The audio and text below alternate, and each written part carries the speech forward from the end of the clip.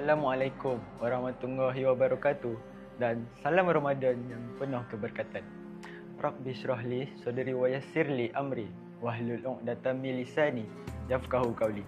Alhamdulillah, marilah kita bersama-sama memanjatkan kesyukuran kehadrat Ilahi kerana dengan limpah kurnianya kita dapat bersama-sama dalam program Bicara Ramadan pada hari ini.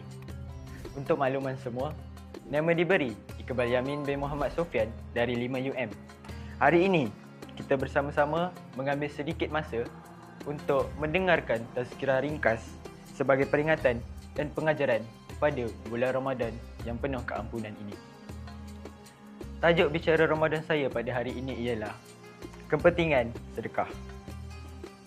Ramadan ialah bulan yang sangat ikhlas digalakkan untuk bersedekah. Walaupun sedikit, namun ia memberikan impak yang besar terhadap semua umat Islam pada bulan Ramadan pada hari ini. Sebagai pelajar, sedekah tidak semestinya dalam bentuk wang. Ia boleh dalam bentuk pakaian, minuman, makanan serta senyuman yang ikhlas. Amalan kecil ini sangat besar impaknya kepada kita jika dilakukan dengan niat yang baik tanpa sebarang iri hati dan perasaan dengki. Selain itu, sedekah juga dapat membantu mereka meringankan beban yang kepada orang yang amat memerlukan. Semoga Ramadan ini menjadikan kita insan yang lebih baik dan lebih murah hati.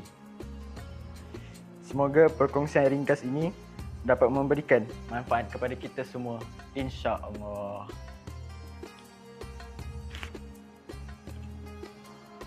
Sekian, wabillahi taufiq wal hidayah. Assalamualaikum warahmatullahi wabarakatuh.